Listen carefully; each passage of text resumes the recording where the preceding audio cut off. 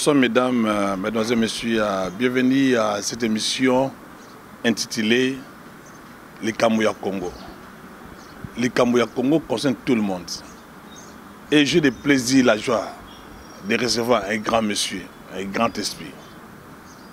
Il s'agit de maître avocat, enseignant, chercheur. Il est un homme respecté, considéré au niveau de l'administration judiciaire.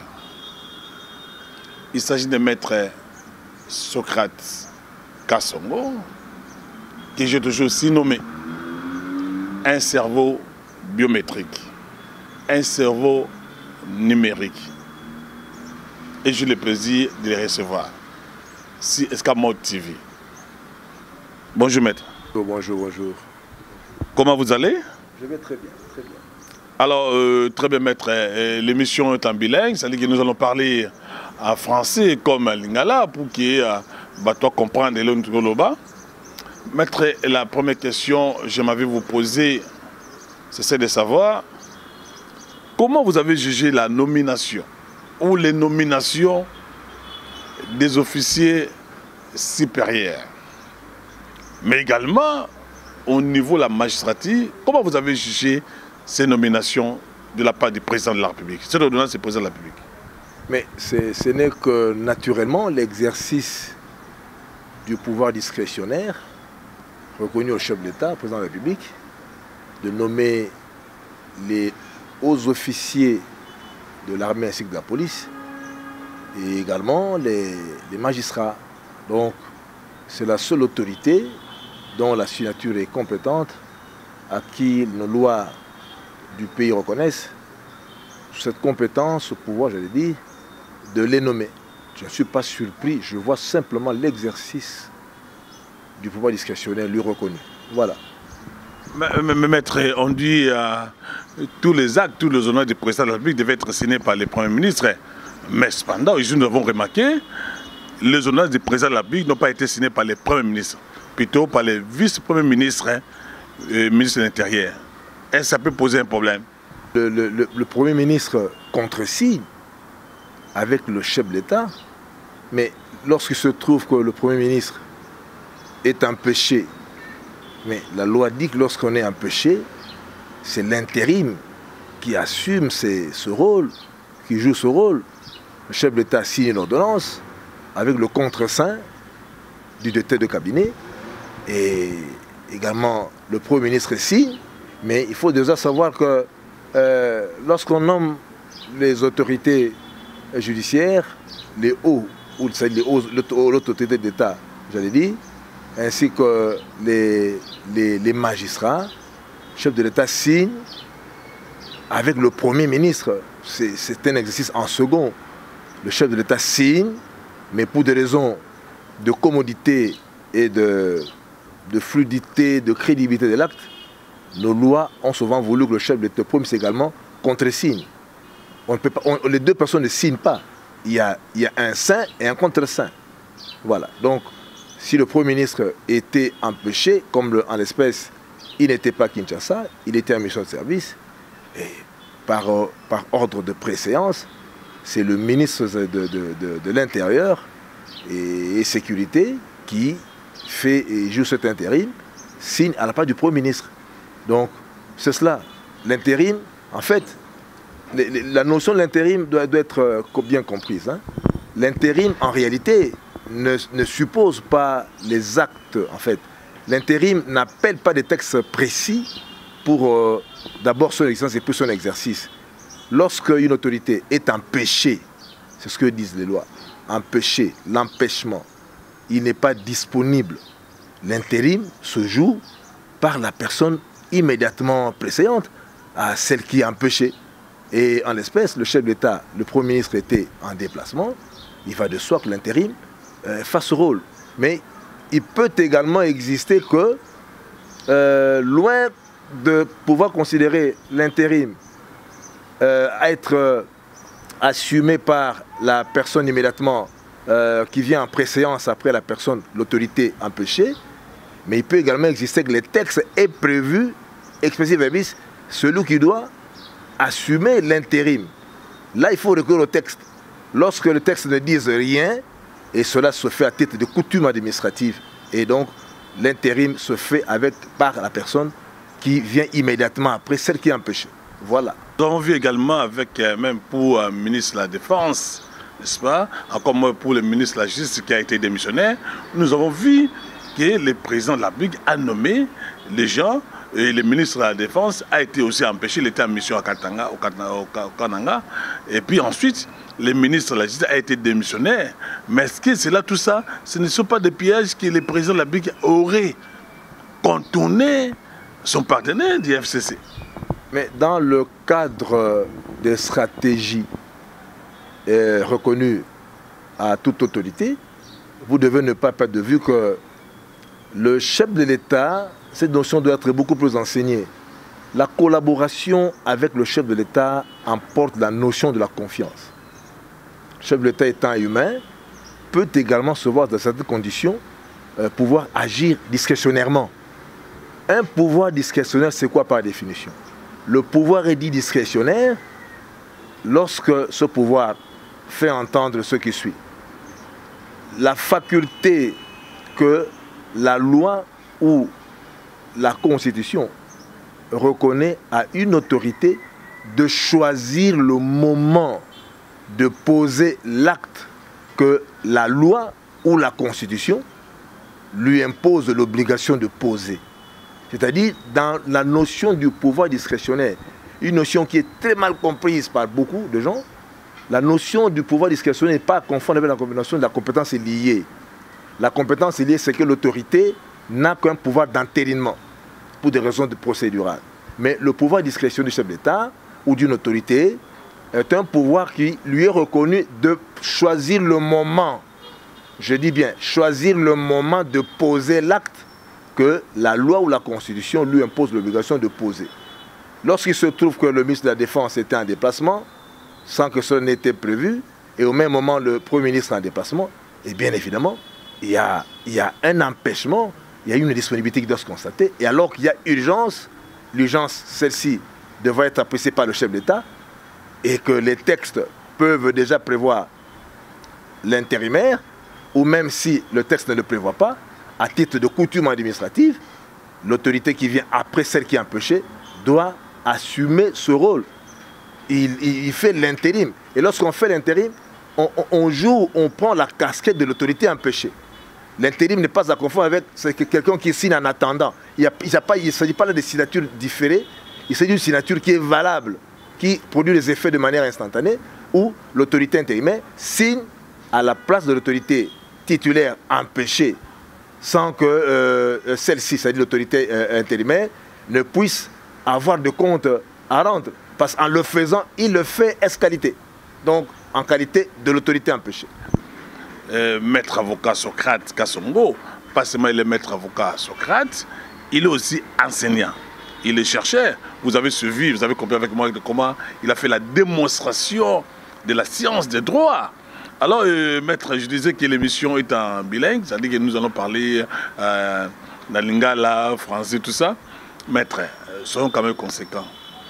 Comment le président de la République, parce que faut appeler lingala, on comprendre biso, a nommé Batu Oyo? Est-ce que le Premier ministre a la complicité dans la nomination Oyo, mais aussi ministre de la Défense? C'est-à-dire qu'il va dribbler, c'est l'Union Sokaka pour dribbler FCC, il va complice, il va trahir FCC, il y a une mission pour qu'il va permettre au président à nommer Batu Oyo à Chouanaye. Et ensuite, maître, il faut savoir que pour nommer les officiers supérieurs, il faut toujours la proposition du Conseil supérieur de la Défense, ou encore moins les propositions du Conseil supérieur de la magistrature. Est-ce que, comment est-ce que maître? Oyo lobby est vrai. Nous devons savoir qu'il y a des textes, textes particuliers où il peut s'accaper pouvoir dans le chef de l'État de réunir un conseil de ministres sur un format restreint. Il en sera de même, on peut réunir, toujours par la même autorité supérieure, un conseil supérieur de la défense sur un format restreint. Donc, lorsque le format restreint est réalisé, le chef de l'État peut prendre des mesures qui font déjà intervenir à sentiment ou position. Il y a institution où et qui se réunit totalement. Bon, ce qui, Premier ministre, Naba ministre, où Bazaki en déplacement, ayant eu vent, il y a ordonnance, et pour empêcher sortir l'ordonnance, pensant que Baza est incontournable, il allait à Nani. D'une part. D'autre part, le chef de l'État également peut, ça on le suppose, profiter de l'absence. Il y a telle ou telle autorité qui devra intervenir en comptant sur ce que la loi prévoit en termes d'intérim. Utiliser les intérims ou les intérimaires pour jouer rôle Yabatou Oyo, Bazali en déplacement. Soit de manière volontaire pour bloquer la machine, soit inconsciemment ou non volontaire, mais que le chef de l'État aurait profité de ce temps pour sortir des actes qu'il est appelé à prendre. Le chef de l'État prend ces mesures et associe. Nous devons comprendre que dans cette démarche, il y a une notion d'association. Le chef de l'État associe. Maintenant, il faut expliquer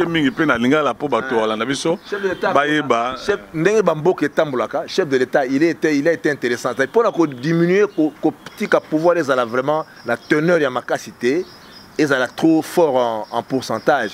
Il y a rigueur. Ça a toujours mis pour prévoir que Yoko Salaboye, on a contre-signé et puis pour qu'on puisse certifier conforme à l'original directeur de cabinet. C'est une façon, ils ont dit, mais il y a un mécanisme, il y a transparence, dans le fonctionnement, il y a chose publique. Là, on est dans le droit administratif, maître. Voilà, c'est le droit administratif pur. Donc, et ça, m'a rappelé bongo. Et que lorsque Mokondi a vu ma carissa au sala et loco, azala yé mon côté au four au moins le quoi compte na banque, ok au signé, ou bien c'est bon mutate. Il y a un autre monde à Bogaïs, monsieur Zalake, bazana compte na banque, mais baché président, azana yé Mokondi, mais pombonge bima, faut un secrétaire, na trésorier. Il y a un mécanisme il y a qu'à diluer rigueur, il y a qu'à éviter fluidité et ça la passabilité, il y a ma casse et comme perméable, et comme poreux, et comme polélé. Il y a un prévoir. Donc le chef d'État peut avoir pris des initiatives, il y a qu'on nomme Batou et que d'autre part, ou d'une part, Batou va se déplacer, pensant que se déplacer, c'est bloquer la machine, ou soit aussi le chef de l'État ayant profité de leur départ, il prend des mesures discrétionnaires, il prend des mesures. Ces mesures seraient peut-être irrégulières s'il les avait prises sans que jouer, combler, et si il y a un ministre, toute l'autorité basée en déplacement, donc empêché, il y a un moment qui utiliser un intérimaire pour que l'intérimaire va poser signature, ouvrant signature à titulaire à ce stade empêché. Alors, vous comprendre la démonstration à science, ce n'est pas maître Socrate Kassongo, tout ça. Est-ce que le président Félix Tshisekedi a dribblé Batounaïe, partenaire Naïe? Il a attendu que le Premier ministre Ilunga a se déplacé, le ministre de la Défense a se déplacé, en mission sur mission, mais aussi il a profité de la démission. Il y a le ministre de la Justice qui a eu des problèmes pour qu'il ait signé l'ordonnance. Mais maître, le problème, M. Zali, nous avons remarqué qu'il est le président de la République. Comment, dans ces nominations-là, nous avons vu le général, par exemple, Amis, qui était commandant, chargé de la défense, adjoint, tout chef d'état-major adjoint, mais nommé inspecteur. Mais nous avons vu le général Amis, Azobin, Azosepela, pour la nomination. Qu'est-ce que c'est justement, maître? Tago fort, général Amis Abini, et Botouna Abini pour la ligne. Parce qu'en réalité, quand on a la chef d'état-major général adjoint, les fonctions allaient supérieures à celles, il y a un inspecteur, que je sache. Et bon, ce qui a jubilé, est-ce qu'il y a l'ongoué dans l'engrenage à ma bête? Il faut peut-être le consulter pour dire, mais comment il y a aux 8 fonctions, peut-être pour naïe, à l'ongoué, d'abord le fait seulement. Namukumba. D'abord le chef de l'État, le fait qu'à matière nos grades, à matière grade et puis à changer. Il y a mis à ciblé dans la mesure étrangère à partir de la BNB, bon, ce qui batangé quand même dans le moment où il bat bon, batang à bangote. Au moins, on a déjà bilimbo malam, il y a que l'obéza malam. Bon, et puis, il y a général Tango Foramis, ce qui est à Sepeli. À Sepeli, pour montrer que Azali mécontent, Azali ko sekaya mutako na vélo, to za ko zoka mutu akiti mabe na train. To yebite. Ezanine, yé moko yebi à Sepeli nini. Mais population maître, population de manière générale, bah c'est plaité. Bah mon sous Tango Fort parce que pour la population, Tango Fort aurait commis beaucoup plus de crimes, beaucoup plus d'abus. Bah mon sous va nommer Tango Fort comme inspecteur, à remplacer John Noumi, bah le but que Izara Mutumoko. Il a fallu pas voir visage Johanna, il y a Tango Fort. Population na biso ezana ba kombo oyo soki eyoki yango esalaka bango nausée. Ba kombo eze ebele. Omoni batu na mboka na biso notion ya état de droit pour la population ezali premièrement bilongi nyonso ya kala oyo eliaki elongwa na mesa. Elongwa na mesa yango moko te, elongwa na sani na ye, na lutu na ye, na fourchette. Plus loin, na papier mouchoir. Non, maître, écoutez, mais Félix Tshisekedi a renommé BBT, hein, le nouveau-né a renommé Bamonté, a renommé pour être chef d'état-major, pour être inspecteur au niveau armé. Il faut avoir une certaine expertise. Il faut que vous ayez banni, vous ayez une expérience, c'est belé. Car il y a renommé bébé quand même, maître. Mais ce que talité, batuna simana, mboka na biso ba compétence za ebele. Ce que landi makambona bien. Okuta ba civil muso baza ba généraux. Ce que zongi pe na sima. Okuta ba civil muso ya ba juiferi, ba koma ba généraux. Ba civil muso ya ba di tango fidèle eyaka. Ebele ba zaka ba sergent, ba caporal même. Oui, ma ba ye awa comme nomination, c'est-à-dire gradation, il y a sur le plan militaire, ils ont parfois par voie politique, parfois par voie militaire. Il y a des gens qui ont été commis, bah, civils, bah, mati bango, bah, juste formation en bango. Bah, c'est belé. Namboka na biso dozanga compétence té, bah, généraux, bah, officiers supérieurs ou bah, aux officiers supérieurs. Ou bah, comme ça, bah, rôle ya bateau bah, kenda sango, bah, zali belé. Dozanga ka main d'œuvre té expertise té. Pour ceux qui ont conduit le malam, générer belé baza ancien civil, baza civil, baza na notion armée. Peut-être que le gars va vendre permet la mundu, permet la tenue, vendre comme ça. Mais t'as la déontologie na bango. Déontologie très basse, de mauvaise qualité. Au moins la général ça là-bas, général Akiti, azo panzami tout cas. Maître, je vis un général à l'époque qui n'a limité. Un général a quitté le Moutouanaye, a dû chauffeur, a bêté Mbata, des Mbata, j'étais présent. Et puis la plupart des généraux, ce sont des commerçants, Ferto, ils sont allés dans le diamant, cuivre, uranium, tout ça. Et puis ensuite, nous avons appris également, et ça c'est une information, que les généraux préparaient un coup d'État. Et c'est vrai, vous avez cette information. En tout cas, coup d'État est un domaine très sensible. Mais, bateau baza chargé na ba renseignement au ba kota na ba kundul ya ba makambwana peuvent aussi renseigner que il y a ça au komona que d'accord ça yo cordon Maxin c'est que likambo lobi likambo na bossé ko baxellement que na mboka na biso yo za na besoin ba tia ba généraux baza na expertise. Oui, il y en a plein. So que na ba mboka biso ba mbujimai ba nini ba Kivu et c'est que ba colonel ba généraux ba uta okukuta que moi na mutu aza creuseur maza major. C'est dit quoi? Tant ba Roger Lumbala ba yaki belé ba kotaki na ba généraux belé ba tebelé. Mais ils ont militarisé beaucoup de gens. Moi na mutu penda azo ninga sapena nani moi comment j'ai baissé na yona ya triage ya entre zelo mabanga na diamant ani sa ba policier ba capitaine abimisi kata laxi aza major a continuer ko popola. Bon biloko bongo sko bandé. Donc on dit que moi comment le roi appelle un colonel à l'époque il y a une rébellion. Tout le monde voit un colonel. On avait peut-être qu'à ça, qu'on appelle sa reddition ou à se démobiliser. Mais bah, c'est belé. Il y a beaucoup de généraux. Jamais même Bazarana. Bazarana général. Bazarana général, la coalition na Ougandais. Bazarana général, c'est belé. Tout le monde voit c'est belé.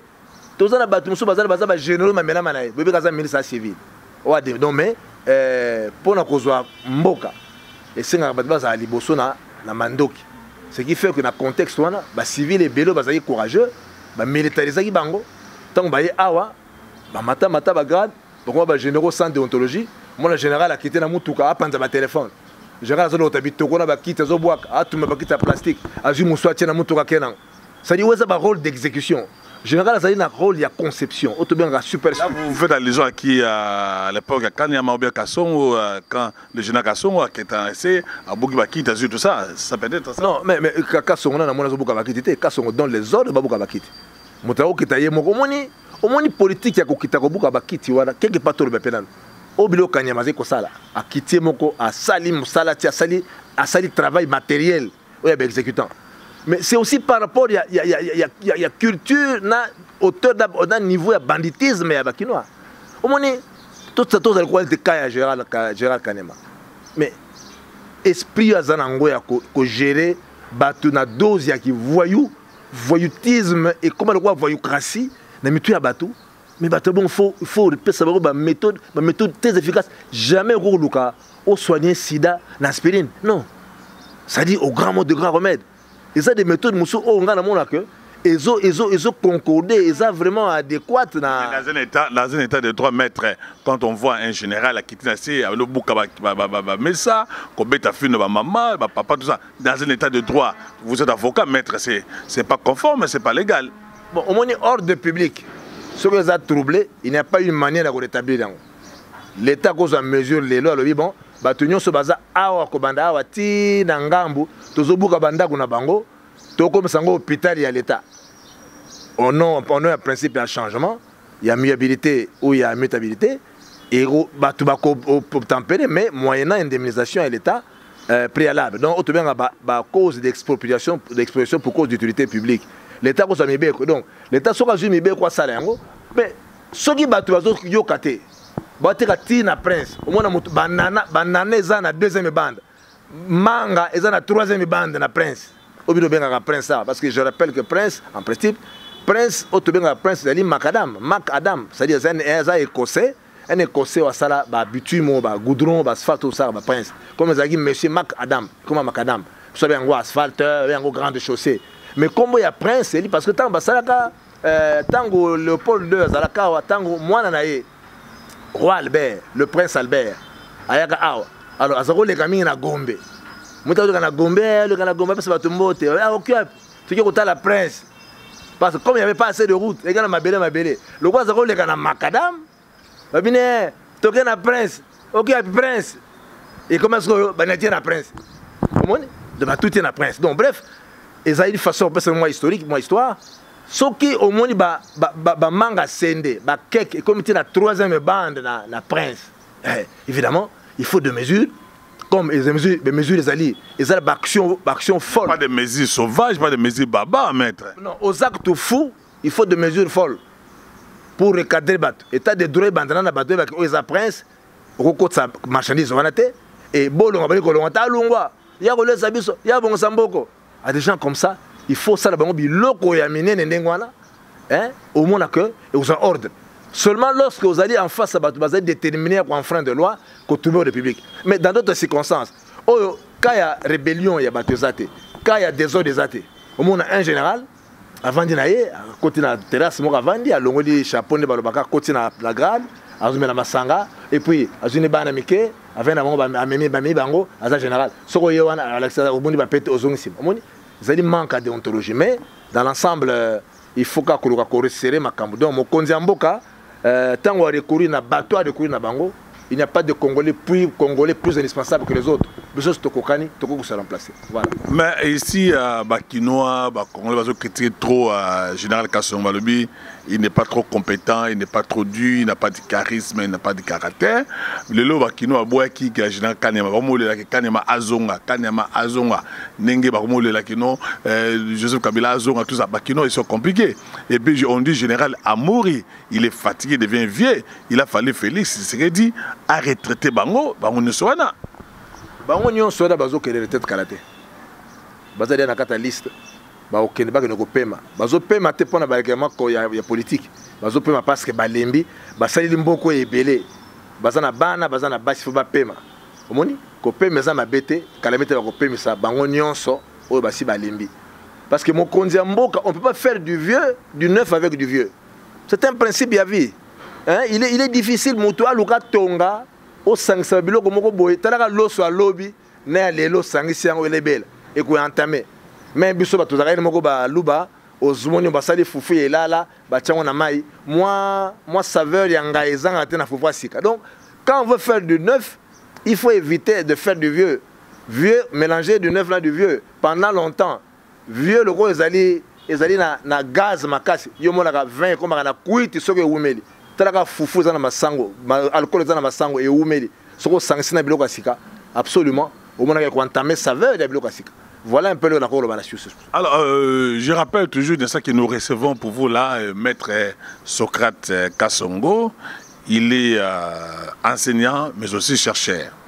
Alors, maître, par rapport au niveau, il y a une nomination au niveau magistratif, nous avons vu Félix Tshisekedi nommer un avocat de la République, le professeur Dieudonné Kalouba. C'est lui qui était avocat de la République. Et Félix a nommé comme juge au niveau, il y a la Cour constitutionnelle. Comment vous avez trouvé ça, cette nomination de Kalouba qui était avocat de la République lors du procès Yavita Kamere à 100 jours? D'abord, c'est un garçon intelligent, un publiciste, un docteur en droit public. C'est un garçon intelligent et il a un procès à Kamere parce qu'il est intelligent et puis il est avocat. Et Bachie est président de la Cour constitutionnelle, bien que l'homme a démissionné. Bachie est un des juges dans le quota et président. Parce qu'il y a 3. 3 pour le président, 3 pour le parlement, 3 pour la constitution de la magistrature. Dans 3 ans, il y a le président à Pogné. Et curieusement, tant à Pogné, à se retrouver que Aza publiciste, Aza constitutionnaliste, Aza administrativiste, Aza intelligent. Et puis à Bongé, c'est un génie. C'est un génie. C'est un garçon vraiment intelligent comme tous les autres. Donc c'est un garçon, au regard de la défense, moi je l'ai connu un moment à l'UNIKIL. Il a fini, je crois, 1 année ou 2 ans avant nous. C'est un garçon qui réfléchit très bien. Et puis, Bachie n'a pas constitutionnel parce que ça y est procès à 100 jours. Ceux qui ont bombé, Bachie n'a pas greffier. Il est professeur. Il est professeur, il connaît le droit. Et ça, le malheur, c'est quoi? C'est que Azam a yélé, et puis, et coïncide que Azaki avocat, il y a République, il y a procès à Kamere. Ceux qui ont fait tout cas, il y a procès. Pour ne pas greffer, il va greffer un chef, il va un ministre. Il est battu parce que Azali Maye, Aza publiciste, à cause de la moussana malam. Mais, tout le monde, parce que, au moins, il y a malheureusement récompense. Mais est-ce que sur les récompenses, il y a Félix, sur Dieu donné Kalouba, à la Cour constitutionnelle? Est-ce que Kalouba est juge? Kalouba, avocat sur Azo Samb, ou à Goloba, Zouzi Aza obligé à Roland juge à l'andate, ayokate. Alors, il y a mon intime conviction. Bon, Kalouba, le même a combien fait Loba? Il y en a bâtonné Kayudi. Bon, juge à l'andi Yango, parce que, à quoi peut qu'on a Yangote? Mais le même juge là, maître, n'a procès à 100 jours à Vita Kamere, il a été confirmé, il vient d'être confirmé par l'ordonnance du président de la République. Comme président, il y a la grande instance, maître. Justement, mais président a grande instance. Félix a récompensé Batouanté pour coincer, pour montrer à son allié, à Kamere Keno, attention, je suis toujours le président de la République, je suis le président, je suis magistrat suprême, je suis commandant. C'est peut-être ça, oui? Bon, il y a des cambo, il y a des cambo à Kalouba. Kalouba est avocat, Kalouba est GGT. Ceux qui vont remercier pour Kateri Kamere. Il y a Katarate, il y a Lobaka, Zouza Rolata Rolandate. Tous les cambo juge. Juge Jouana Pierrot Bakenga. Azalaki, d'abord, tribunal à grande instance à Gombe, président Ango Azalaki Songambele. Azalaki suspendu. On sait que ça l'intérim n'est Azalaki ou à Koufaki, juge Yani Moutazalaki, intérimaire, Yani Akoufi. Na ordre de préséance, ils ont dit Pierrot Bakenga. Donc, va confirmer, ce n'est pas que Bazuye n'a matissé pour à Salaki Kamere Mabete. Bazuye, donc, c'est une tribunal à grande instance, les loyaux. Même si on retire l'ordonnance, il y a un chef dans la grande instance à Gombe. Va confirmer parce que Azaki préséant, Azaki intérimaire. Va confirmer. Mais les présidents pouvaient nommer aussi Moutoumoussou, notre monsieur, parce qu'on reprocherait aussi à Félix Tshisekedi de nommer trop les Balouba. On dit les tribalismes au niveau de la magistrature. Maintenant, on voit tous les gens qui ont Félix en train de nommer sont du Kassai. Oui, mais journaliste Cordon Maxin, oui, ça va. Yo somona mouta, tozo ngana na 60, ti na 97. Yo somo na mungala atanga zo chômer. Tiens, chômer te. To batasko, to zasko de 97 tina 2001 avec Mouzé. Yo somo na mosoeli ya manono atanga zo chômer. Azalaki te. To ba na 2001 ti 2018 ya Joseph Kabila. Yo somo na Katango atanga zo chômer. Tiens. Non, écoutez, maître, je crois qu'il a trop de Katanga aussi, même le régime, il y a Mouzé, trop de Katanga, même le régime, il y a Kabila. On va avoir chômeurs, ils ne se sont pas retrouvés. Même à l'époque de Mobutu. Tous les jeunes de l'équateur ne se sont pas trouvés, maître. Nazo bandela boy. Na lobite que Mongala, Katanga ya manono, Katanga et puis ya manono le soupon à partir à Mouzé, na Joseph. Na lobi boy. Yo kana moto na ngai. Est-ce que yo so mona mutu Mongala compétent atanga de 60 à 97 à chômer. Azalakate. Azalakate, tout ça va tout le monde. De 2. Yo somo de 2001 à 2018, Katanga atanga mais la chôma. Azalakate. Pour les baluba oyo batanga bako chômer. Ça n'a sens té. Ça n'a sens té. Non, nous combattons le tribalisme et le régionalisme, maître. Nous voulons un état de droit, nous voulons quand même que la compétence union soit représentée, maître.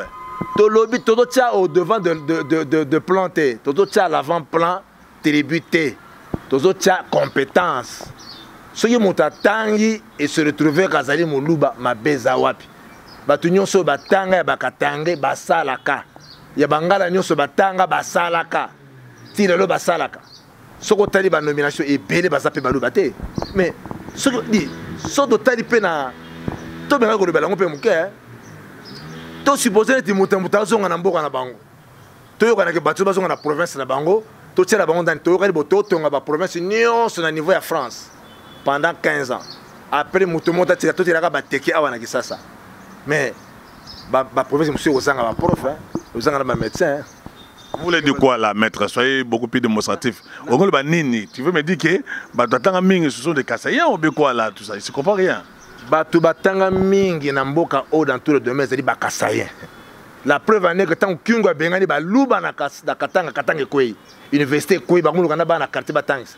Ba ko bonte na bango pardon bozonga ozu ba poser ba kay mantamba kutute ozu ba oyo oyo azaka pénaliste wana. Na boseni komane koya ba bendi bango bozonga. Tous les ingénieurs ya Jekamine basa ba Kassaïen. Ok partout, Batwa Kivu, Bandundu sont aussi des peuples intelligents. Équateur, bien qu'à faible échelle, mais Baïbélé, Bazali Maïli. Mais ce qu'il faut, que soit au lobito, que nous peut faire un parlement. Mais maître, ce n'est pas une déclaration tribale, une déclaration régionaliste ou régionale. Et ces régionalistes étaient, ce qui quota, Batwa qui nous a combo et Balouba et Bimi Mingi, nommé. Mais je crois que c'est un constat normal. Baki ne soit un diplôme, soit un diplôme de canon. Alors, Bazui Moutatanga, mais curieusement, à Samoulouba. Bazui pour la compétence et que curieusement à Samoulouba. Où est le problème? Il n'y a pas de problème. Donc, vous allez mettre Socrate Kassongo, qui est aussi Kassaïen, qui est aussi Moulouba. Je ne sais pas, je ne voulais pas prêter l'attention à mettre à défendre Tribinaye, à défendre la province Naïe. Pour le maître Socrate Kassongo, qui est avocat cherché enseignant, alors que bateau batangi mingi, bateau ba diplôme ya malonga. Pour naïe, alors que ça baluba. Et comme on a toujours dit que IDPS est parti à baluba. Comme dit autant aussi que le président Félix Tshisekedi, il devient trop tribaliste, trop régionaliste. C'est cela par rapport au propos tenus par maître Socrate. Maître, nous avons vu également que Félix Tshisekedi a nommé un avocat, l'un des avocats, Yamate Fayulu, dans le Conseil d'État, Monsieur José. Comment vous avez trouvé ça? Félix a débauché, le coup a débauché qui est dans la Mouka. Félix Yezakali a compétence. José Tassoki, un enseignant, vraiment intelligent, il n'y a pas de débat. A nommé pour hasard intelligent. Tassoki comme Tassoki, José Tassoki Manzele. Asa Mungala. La Mouka ou pas, ils ont ma distraction. Fils Otaka Bato Baza Maïli. Soko Tomé Moulouba. Comme débauchage, je mets à débaucher. Moi, on a débauché dans le recoupement moussous politique, à débaucher Bango. C'est que lui condamné dans l'État, mais comment débaucher? Ils ont quelque sorte de réponse à la campagne, il y a tribalisme, ils ont assez contre azui da bangala na kati ozui botakile o ba nomela jeta soki aza mongala ozui wane muninga na ngai bana classe na bito tanga na bango ye wana bazui azana conseil d'état aza mongala bangala bazé bele et pas Félix Eli Kambuya kozala mayele bien que évidemment moi biso na batu mwindu moi penchant ya langue parmi les critères influençants ça également langue moni langue même si mutu aboyi tribalisme mais il y aura un petit penchant en termes de sécurité individuelle et personnelle na mutu oyo azolo ba langue na yo na Afrique azo paraître moins dangereux qu'ailleurs parce que moni na besoin de cordon le sang parle. Soko zali mutaba Congo ata bandeko baza na poto wana soit kiti na Roissy akuti na bakiti na Anvers il se sent na moins insécurité mo ya dimi soko azana Kisasa asa mutaba Congo afsali mission de service na Bunya soit kiti na aéroport a sentir que face à la ekenge ayibite sokene mais soki ya kiti na ba Congo il y a une paix contre les nzoto ya africain vraiment ils allaient le tribalisme le régionalisme ils sont dans les sangs.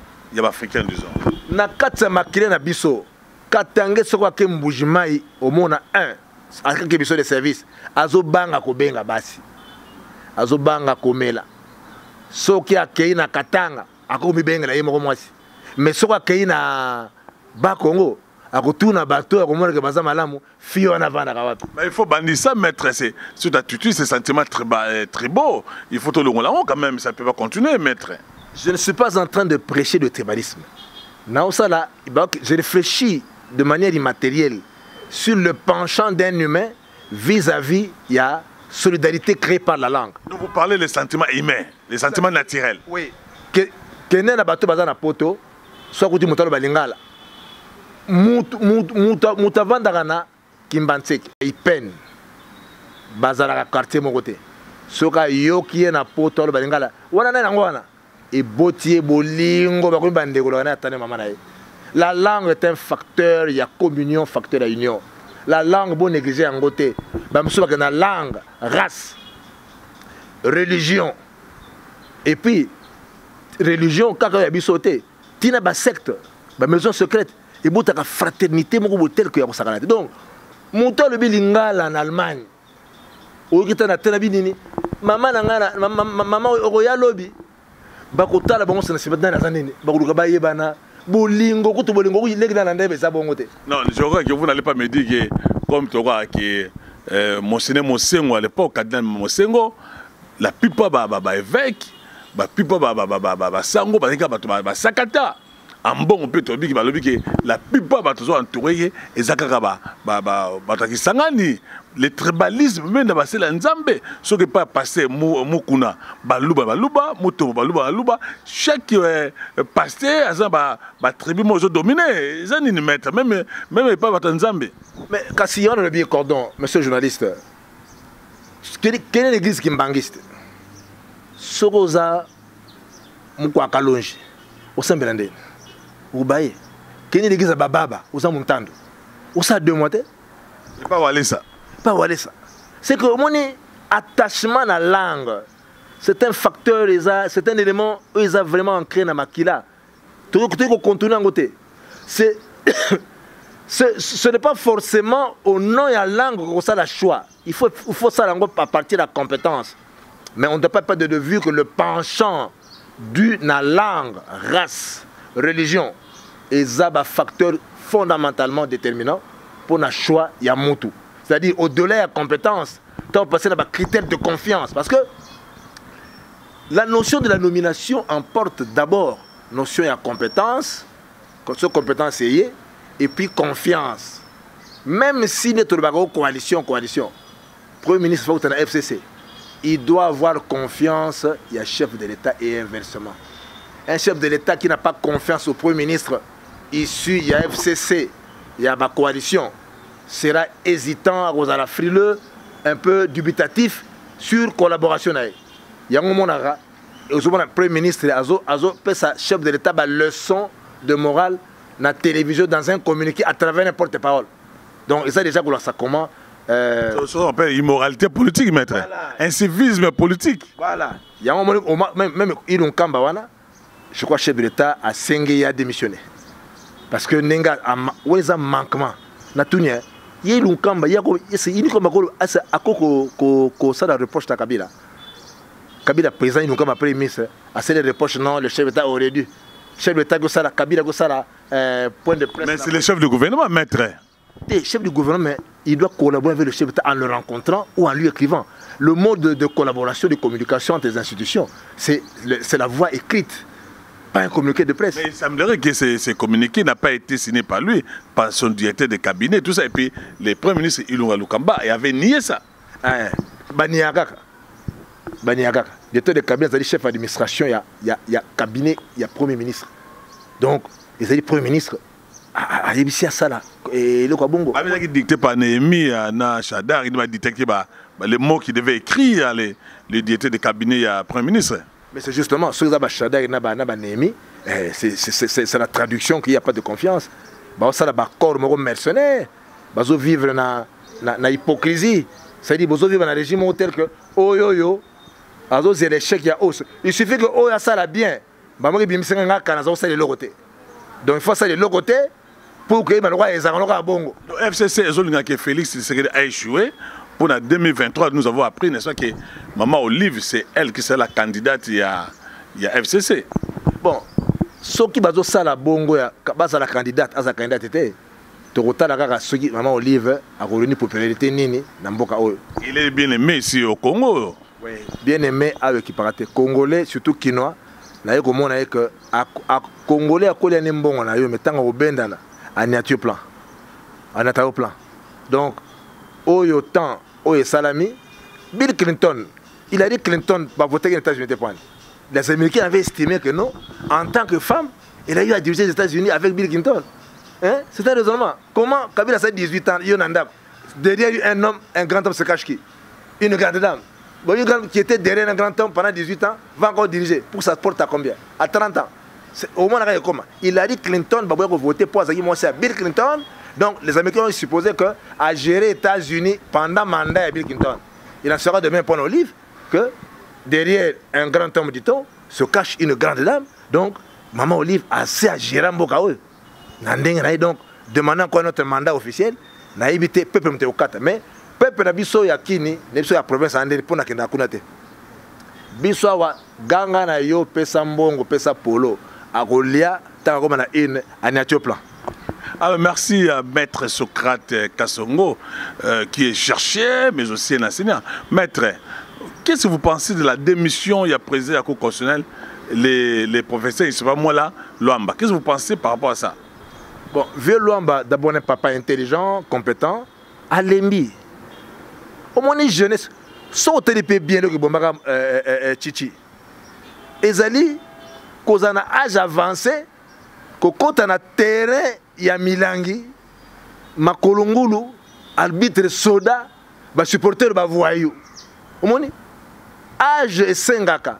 Alors, on a âge ou donc, au vanda na âge ou il y a retraite, il y a au vanda aux oliata, manio qu'on a ma sang, on a sang, j'étais na maman, bana si mi korba kena poto.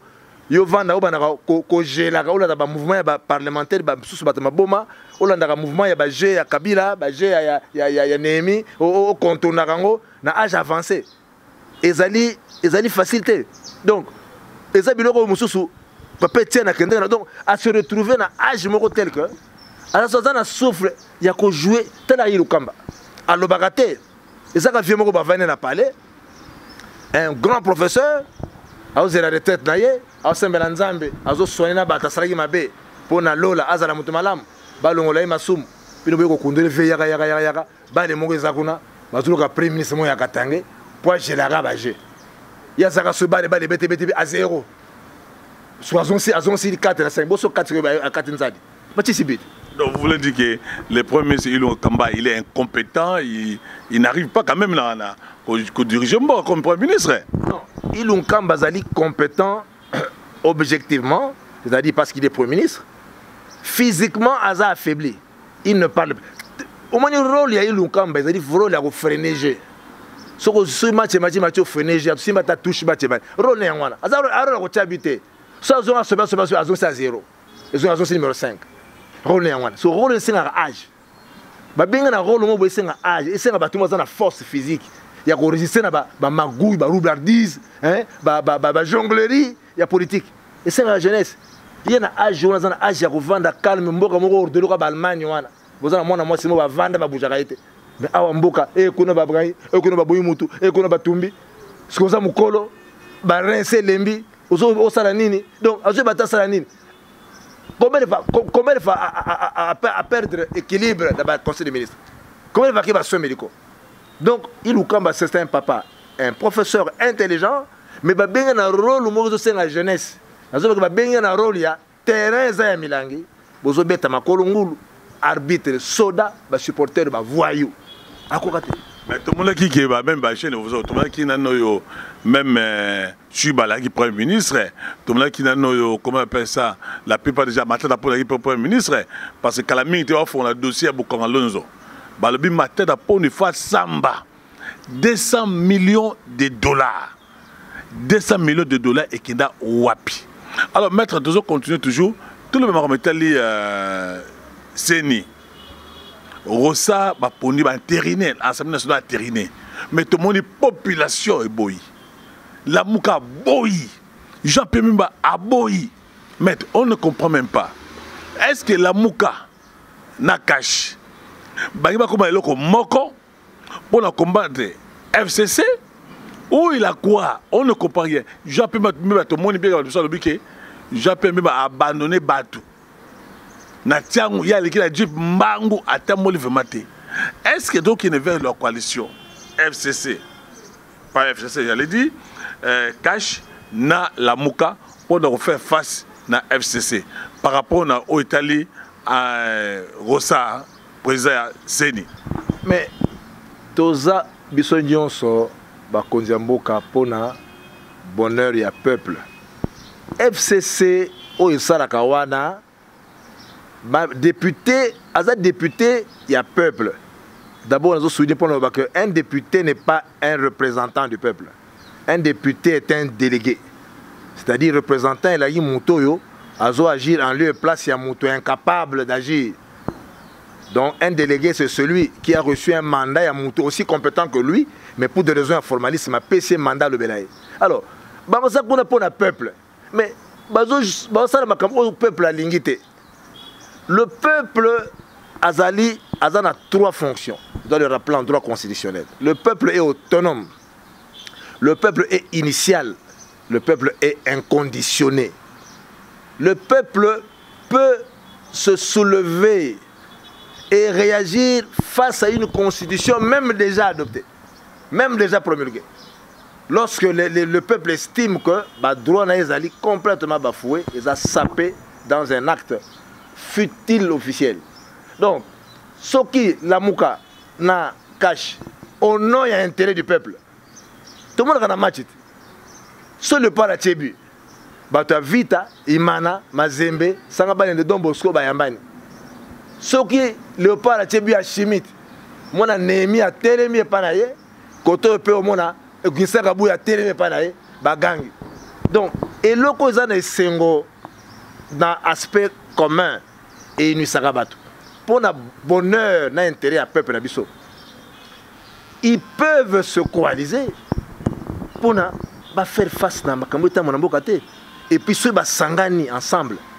Kabila Roumela peut-être à cause de la distribution. Donc, nous avons ensemble, basé d'abord ensemble, la Mouka va penser, on a bloqué la caméra, la cache et autres.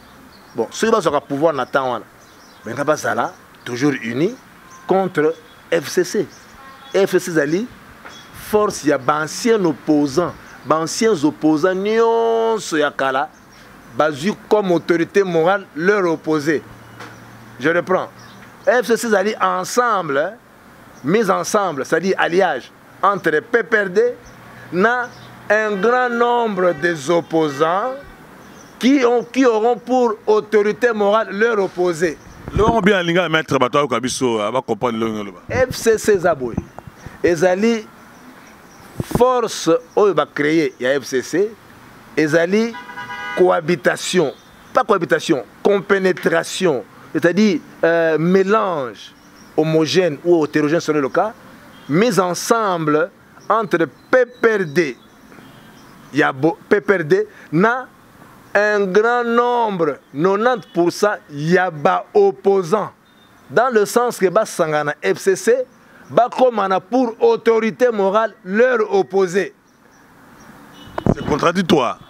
Et ça, dans ce sens, un opposant va céder la liberté, le coup de Léviathan, la théorie il y a Thomas Hobbes, à céder la liberté, à céder personnalité, à céder souveraineté, à céder autonomie, au profit d'un individu quelconque qui lui est opposé.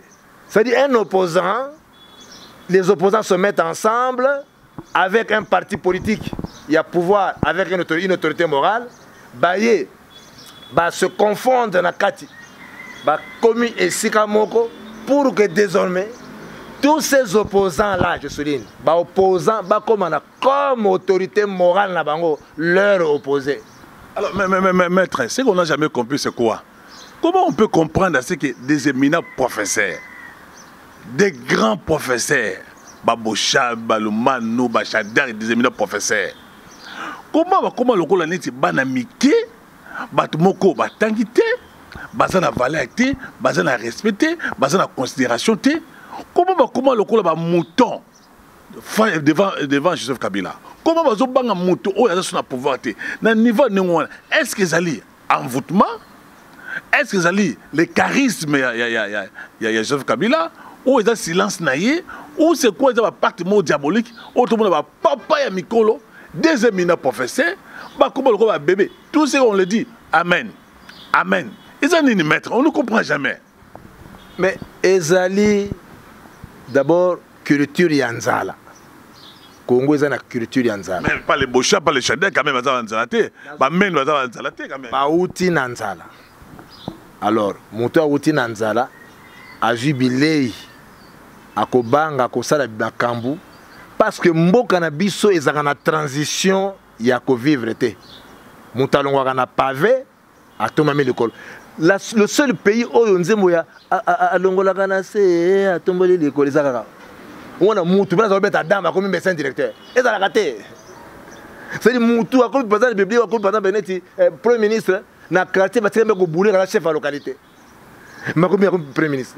Donc, on commence à l'ongolaganassé, à tomber cacao. Alors, un pays qui n'a pas de transition, ils ont un matelas social. Batu balongaganassé, à tomber l'écolo. Si quoi, ceux qui ont ça, la cambia sur l'écolo, n'a bateau, balaxé, quoi, à l'écolo. Bon, ça va t'indiquer. Et puis à la sport, atama okem, ora stapi, ya kobeta yebite. Aboué mu Congo. Parce que ceux qui sont dans milieu, dans transition sociale, ya vie. Moutako longwanaye a gardé personnalité naye, a quitté la transition. Parce que biso utaka nanzala na 120e étage ya sous-sol yanzala. Ba macho ti na 14e niveau. Yebisanga nano. Oko de ko sala bisalela likolo, yo muto yokola ko liaka ko komi likolo. Tout ça, mais c'est monsieur va continuer biso amele kai emsuna elle sa vice-ministre. Mais très problème ko banga wana babanga ka Joseph Kabila. Est-ce que ça dit na charisme na yé, silas na yé, façon bango tous ça alliance moko basala parce que nous avons vu Tshisekedi wa Mulumba. Il a défié Mobutu à l'époque qui était en plein pouvoir à démystifier. Pour la nini bato ba ko sala ngote de face à Kabila. Kabila ko banga Kabila mo konzeba ka était en principe. Parce qu'il est militaire. Babanga mokonzi en réalité. Babanga réaction mokonzi. Général Azamutu. Obanga été. Obanga ndabengolo basoda. Donc Kabila azana traitement na ye.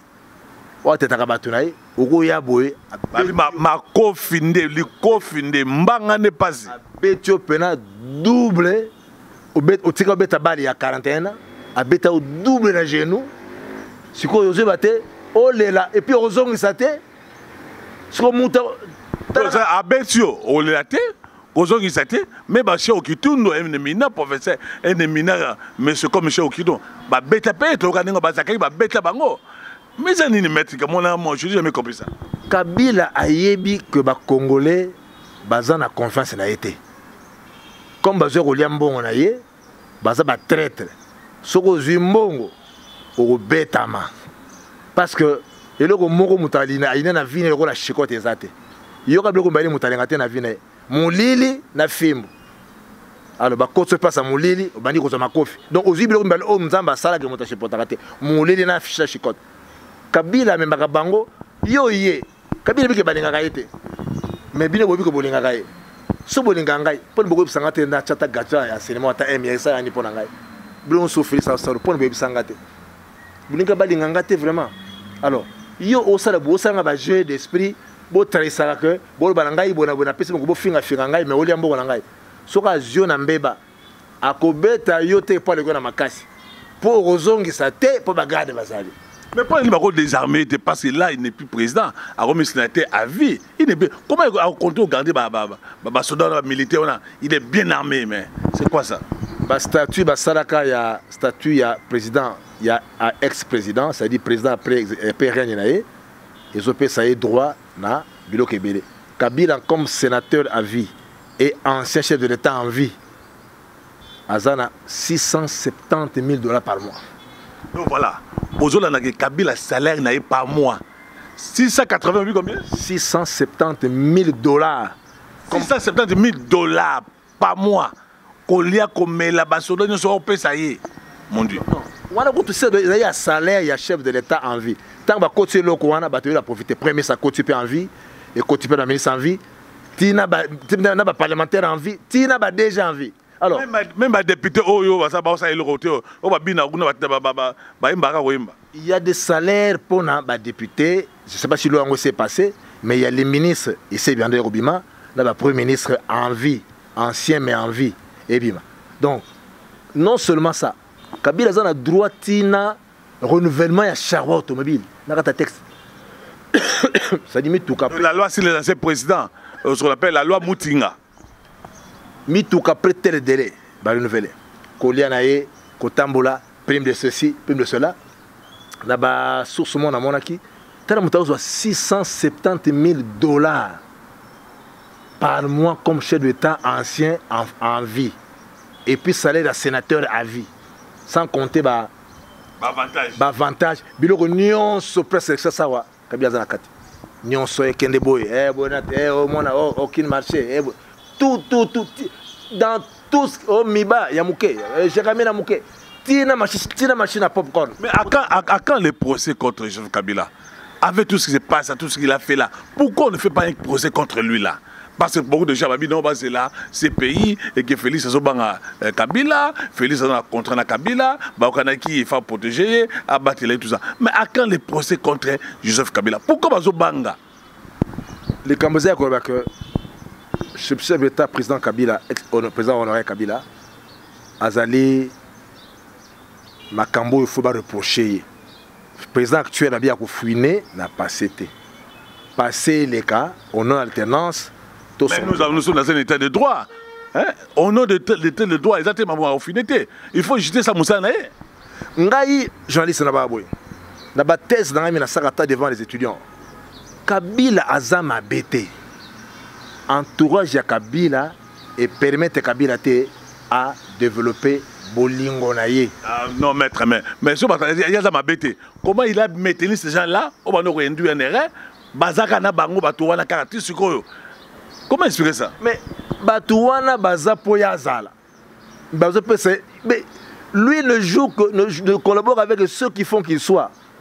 On va protéger yazala ou mais la arrosana bango. Mais bango pour baïb c'est que nous tout ça la boy. Pesa bango loso, pesa bango birgue, pesa bango mapa. Bazo belo côté. Kabila ko salani. Kabila zelaka, yema ko loba ka zana 15 personnes té. Et ça j'ai bandela comment on a que bazo aider té. Et donc ça Rami Kabila li que azana confiance na mututé. Ayebi o baro bakanaye. Même là moi c'est na confiance à moi c'est na été. À cause de la confiance à moi si na pourcentage d'abord la longue alliance mba mon point. Ça c'est sa vie privée naïe. Alors bref, pour nous que pour naïe Kabila a tellement stratège et fin politicien à ça comprendre le Congolais. Pessie Mbongo sera traité au bétier au longolier musala à Robanga Mbalasima à la volonté nayo à Tazo Kosayo mais ça quand même que asala makam oyo ça peut tirer libéra. Voilà la stratégie Kabila. Donc biso ba congolais to aider Kabila té pour atteindre bonheur na vie sociale na biso ba congolais. Donc quand on dit biso ba congolais, tu veux dire quoi? Biso ba congolais. Pour dire Kabila n'est pas congolais quoi.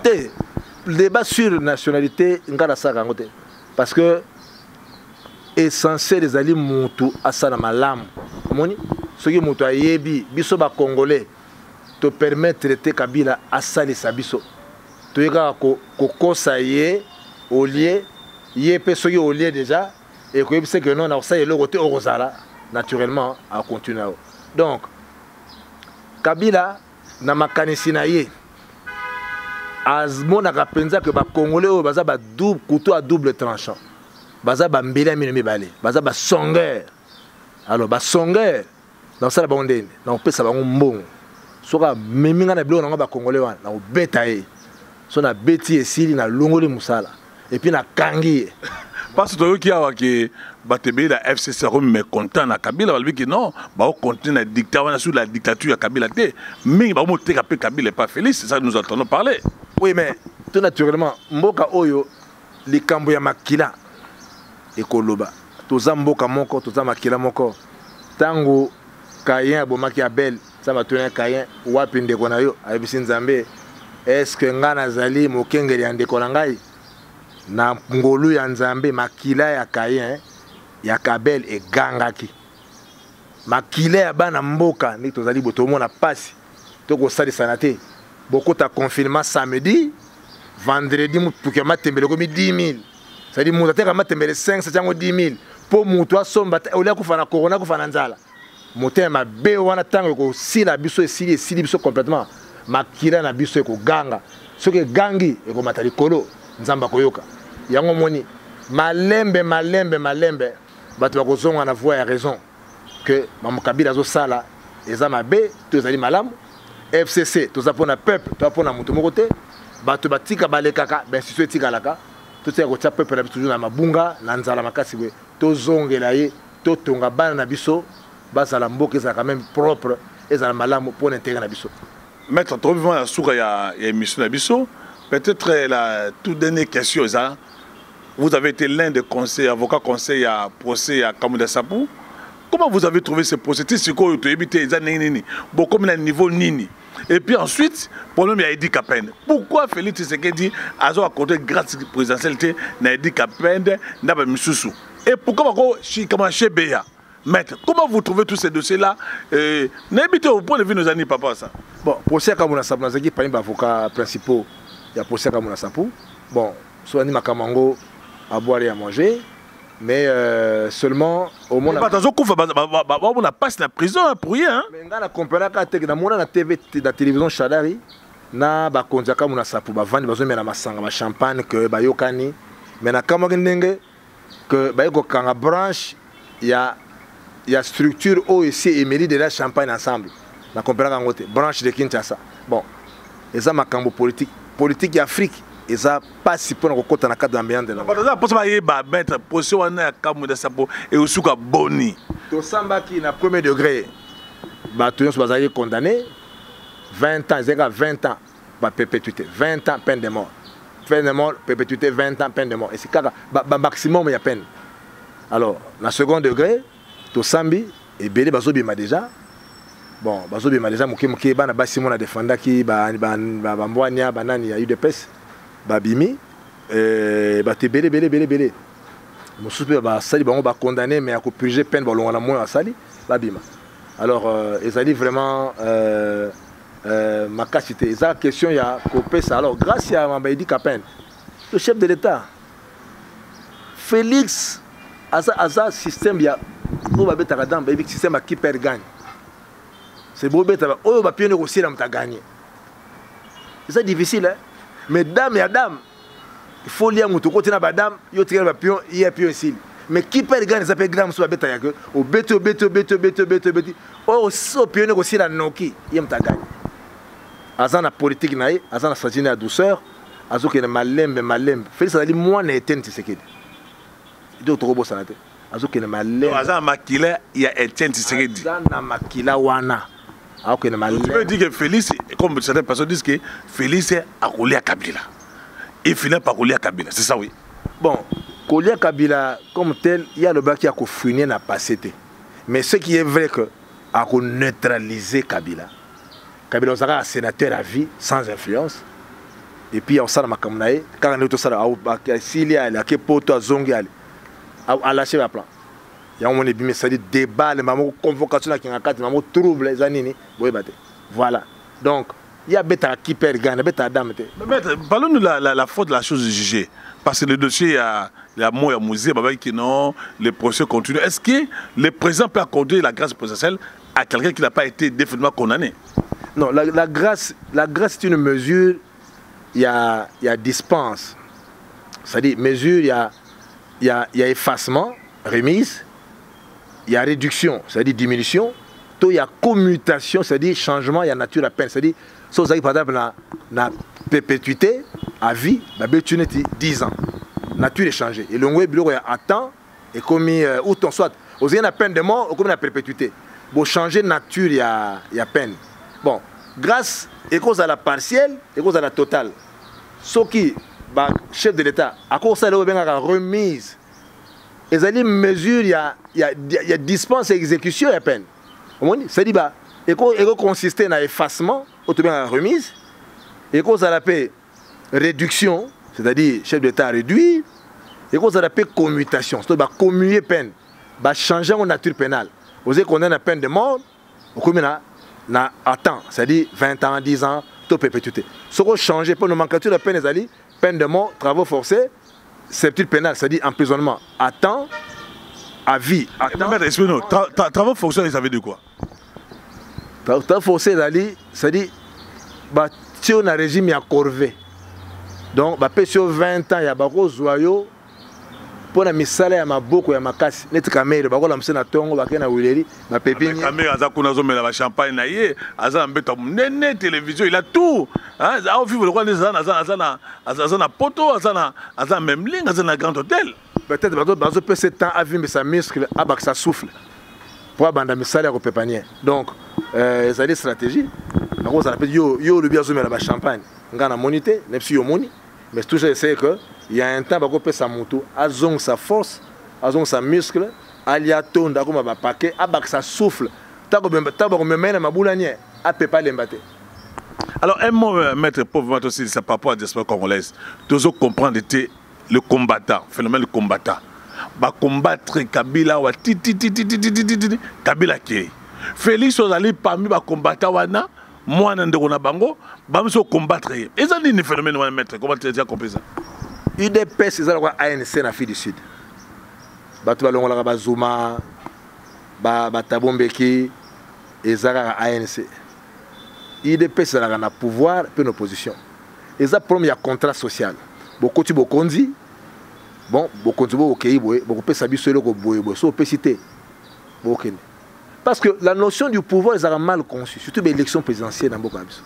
L'élection présidentielle en fait ils allaient cérémonie moko boy o yozo bimisa mokonzi o ya kozwa désormais ba devoir rebeller santé éducation au courant mais biso en Afrique élection est définie comme étant une cérémonie au cours ou à l'issue de laquelle bazo désigner celui qui va toucher le couteau et partage à gâteau.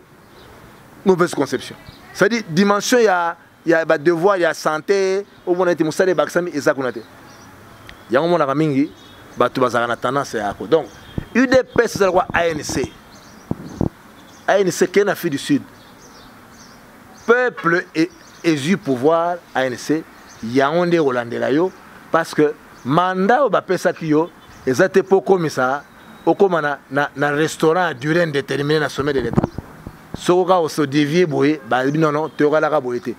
Eza notion ya contrat social d'après Jean-Jacques Rousseau. Et ça notion de contrat société d'après Thomas Hobbes. Oya, au Tchemutu, azane lié na binoté, étaliété, et ça contrat ya, bo pesi ba pouvoir nyonso, et puis bo zelaye, aïe la binoté pour ba amen té. Mais comme ba combattant, puis comme divisé, comme ba écolo, et ça ba combattant, monsieur ba luba, monsieur ba doudou, ba Congo, ba ngala, et ça divisé, ba on sera ba taille de peste. Oui, c'est parce que l'UDPS dans le mois des ordres de Mikolo Makasi. Il faut stabiliser le parti. Il faut l'UDPS sangana babongisa. Tant que se diviser, on a peut-être des préjugés, des soupçons. Mais au fond, dans l'ensemble, l'UDPS c'est ANC. Mais vous avez pas raté l'UDPS au Maroc, il pas l'eau. l'UDPS au Maroc, pas l'eau parce que par l'eau, ils allaient bateau débaucher bango. Et puis par l'eau, ils allaient éviter bamsou à quelques personnes. Quand on a 83 ans, mais c'est une affiche 90 ans. Dans cette affiche, il y a des gens 90 ans. Ils allaient partir à Mibangé, Bakoti, Bazana, Batoa, Baïb, qui ont guisé dans un livre vert, ils ont 500 pages. Soit fournir la page, je me suis dit, si il y a même pas une demi-page, dans Funti, na 400 pages, donc bref, Batabongo, Bazana mon IDPS. IDPS va un peu réfléchi, Bazana sens, il y a révolution de ANC là. Ça c'est le fanatisme, maître. Le fanatisme, ça constate sur le terrain. IDPS a dit ANC, ya Congo. Donc, tu as dit, suivant le contrat social, il y a Jean-Jacques Rousseau. C'est-à-dire qu'il faut que c'est la biso ascenseur net peuple d'abord. Il y a comme son contrat social, il y a Thomas Hobbes, il y a tout personne qui va pouvoir te rendre beaucoup. Au moins des essuies, vie, mort, nabiso. Au rolongo. Mais maître, pour tout ce qui veut de lobby qui est comme état d'urgence, il y a COP, d'urgence il y a force extérieure, il y a COP.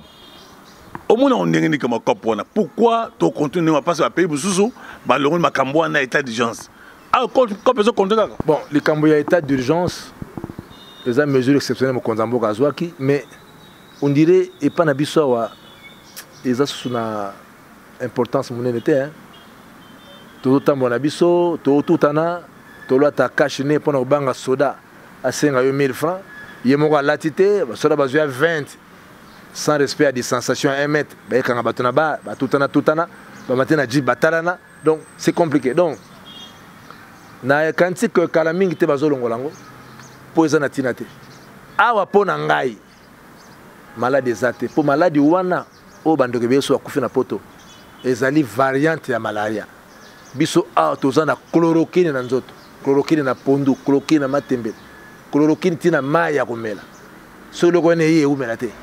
Awawa ba coronavirus de malobi wana ezali maladie oyo ekoyi ko bangisa biso te po biso tozana biloko na nzoto na biso ya bokoko corona kokate so mutu aye na corona akoza purge botungola ye biloko ebele mélange te ya 45 mélange ya biloko ya bokoko corona eziki na kati biso biloko na esimbaka te donc état d'urgence muyembe na Jérôme bakosa biso toloba te na bete bazokosa mais nzambe aza likolo aotala bango nde bakomi na 2000 soki 3000 cas nzambe atika bango te bakai bakisa makaka mokolo ezali mokolo ezali toyebi te so eza COP entre Muyembe na Jérôme na bakonstitution ya babi ministre de santé COP comme obetema mokosana te mais le président a instruit les inspecteurs généraux ya finance bameka auditer nani makambo wana bata ba exonération ba compensation.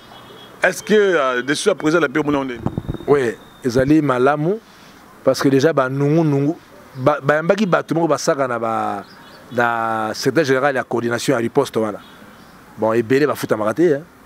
Motabi 6 mois futa ngate. Bafuta ko combien on ga $100. Bozo ba 500 millions, 98 millions, 107 millions. Sikoyo kole ko za ko triple bon caméra zwaki. Alors mise ensemble ba camion soane comme vraiment ya que non. Bon maintenant côté la côté. Donc soupçon bafuta maka bien té et ça dans moi désordre. Mais après bloc caméra je vous prends à témoin. Vous avez un procès contre moi, il y a un ministre de la santé, il y a une union sur la gérer bon voilà, le Canada, un point de vue avocat, chercheur, maître Socrate Kassongo. Il est enseignant. À l'Akibiso, à Ebisibiso, ma maison à Mboka Nabiso. À l'objet, je vais nomination et généraux. Je vais nomination à niveau magistrati, à l'objet pour nous laisser binoki mboka oh tout ça surtout ces volontés mboka ko changer. Est-ce que nous allons vers la coalition Cash Lamuka? Est-ce que Félix Tshisekedi a livré Kabila dans ce pays? Est-ce que Batoza autour de Joseph Kabila bazoko entêté? Est-ce que Maman Olive est une candidate à FCC pour 2023? Pas toujours bien. Est-ce que entre Félix Tshisekedi na Kabila, nani akolia muninga? Nani akolia muninga? Est-ce que la communauté internationale Kabila a dans ces pays? Kabila a accepté facilement. Est-ce que Mouyembe et Jérôme va la COP en Covid-19? Torosuka Boni. Est-ce que Félix Tshisekedi a pardonné un ancien allié Caméré? Est-ce que nous allons vers la dissolution de l'Assemblée nationale? Toujours Kende Wapi. Alors merci à Fidélité Nabino, merci à Maître Socrate d'avoir répondu à notre invitation. Nous sommes arrivés à la fin de cette émission. Merci à boss de la chaîne Oyo. Escamao TV. Escamao TV de Makam. Peter Bato. Merci à l'Union sur le groupe Nabiso. Escamao TV na WhatsApp. Numéro dans les 09 00 243 9 94 77 65 75. So comme la WhatsApp na kotaka na groupe na biso. Merci na cameraman na ngai, réalisateur na ngai Junior. Merci et à la prochaine.